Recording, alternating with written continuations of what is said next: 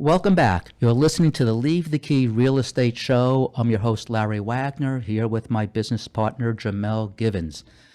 We just finished talking about the effects of coronavirus on the real estate market here on Long Island, as well as forbearance, the way people are able to defer their mortgage payments and so on in light of corona, and our concern about what's going to happen when those forbearance deferrals come to roost and people start paying them back. How will it impact the real estate market? And that's a concern we have, being that we sit in lots of inventory, 20, 30 houses at a time.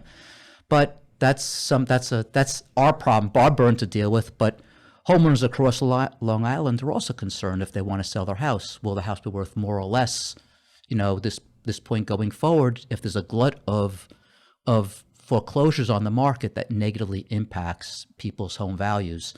So only time will tell. And I've been reading a lot of information on forbearance. It's what we do. We have to keep our finger on the pulse of the real estate market. And it seems like the articles are pretty positive, that they think that people will be able to pay off or restructure the loans in such a way there will not be a glut, will not see another debacle like we did just a decade ago. Yeah. Which you lived through that. I came into business just after that. Yeah, that was scary. That was scary. You lived through that business. I didn't. So I'm one of those fortunate ones that didn't have to pay my dues. Mm-hmm. But I may going forward. If you need to reach us because you want to sell your house, you need to do a quick sale, you want to sell your house for cash, your house is in bad condition, things of that need to sell fast, reach out to us at leavethekey.com. That's leavethekey.com. When you do, you'll most likely end up getting a call from Rudy, our leads manager, the nicest, sweetest guy you could ever meet. And then if he'll talk to you, get the information, and then you'll end up meeting with me at your house or remotely, as we talked about earlier. And I'm the second nicest and sweetest guy you can meet. So with that said, but let's talk about some people we have met. Jamell, do you have a deal you want to talk about, a home we purchased or purchasing recently that comes to mind in light of the discussion we're having? Yeah, sure. We're actually a deal we're closing tomorrow. It's a homeowner that you met with in Plainview. Okay, yes. Very sweet woman. And they had recently inherited the home. There were 3 siblings, including the woman you spoke with. Mm-hmm. And, they wanted to sell the home. They didn't want to go through putting it on the market and having people in and out the house. It needed a lot of work. That was the biggest reason. Yeah. So for them, it made perfect sense to deal with a cash buyer. Fortunately, they went with a good probate attorney, which helped them go through the whole process, because it can be an arduous process, and without having a good attorney, it can be very lengthy. So if you have recently inherited a home and you need help, reach out to us at leavethekey.com. We'd be more than happy to assist you and guide you into what your next step should be, and give you a referral for a probate attorney if you need one. Right. So we've been working a long time to close this house. We expected to close this house probably a month ago. Yeah. But there was some issue with the transfer of title, some detail I'm not quite privy to, which was happening at the seller's end. But it held the process up for quite a while. They were hoping to get out quickly because the house cost them to own every month. Mm. And but because they had mortgage payments still to make and taxes to pay. So if everything was done properly and cleanly to begin with, we wouldn't have had a problem. I'm not sure if it wasn't done well or just wasn't done in a timely manner, but something held the process up. And again, that's another good reason to deal with a cash buyer, because we have the flexibility to wait. If we were getting a mortgage and we were tied to a timeline, then a month could, we could lose our rate. Anything can happen. Correct. Dealing with a cash buyer, you have that flexibility of saying, I need a month, I need 3 months, I need, a week, whatever it is. Right. Or if we were selling our house to move into the house you're selling, and then suddenly you can't sell it for another month, what happens to our deal? And then it becomes real contentious. Or if you're buying a house and suddenly you can't close on your house, you need that money, you may lose the house you're buying. Exactly. So that's even worse, because selling house ever is not an easy process. No. It affects so many people. And when you deal with a cash buyer like us, we're incredibly flexible. Matter of fact, we're entering into a contract with somebody now who's looking to move to Pennsylvania. And it's a very, very hot competitive market in Pennsylvania. And she doesn't want to go into contract till she finds a house. I said, it's not going to happen, because if you wait to find a house and they see you have a house to sell, they're not going to take your offer seriously. So we entered into an open-ended contract, gives her 6 months to close. But she can then put her offer in when they say you have a house to sell, look, I have a contract I can close anytime with 4 weeks notice. And that's where we structure that. And she's thrilled. And now she's about to go out to Pennsylvania and start looking again. She was being unsuccessful. Yeah.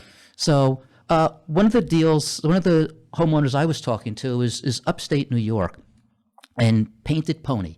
It's by the Binghamton area. We buy all over New York State. We actually buy all over the country. Is that the name of the town? That's the name of the town, Painted Pony. Wow. Yeah, Okay. Painted Pony, New York. I don't know how it got its name. I should have figured it out before we started the show.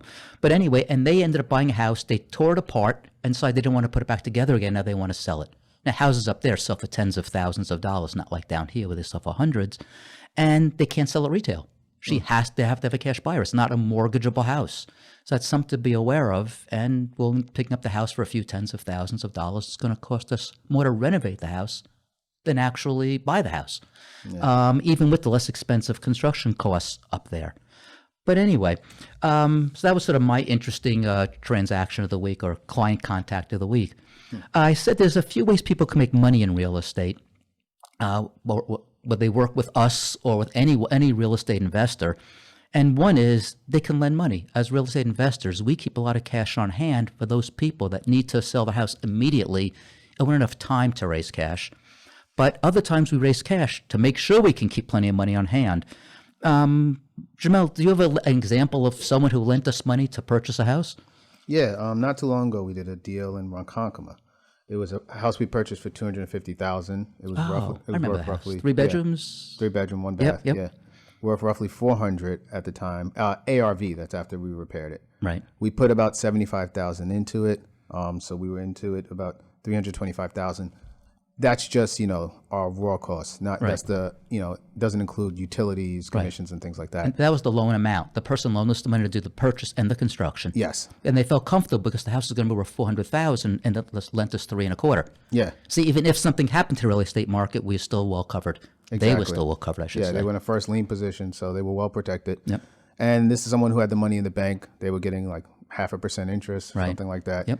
They lent it to us at 6%, for That's 9 months. 12 times more interest. Oh, yeah. Yeah. So they were very happy. That means every month it was equal to a year's worth of interest.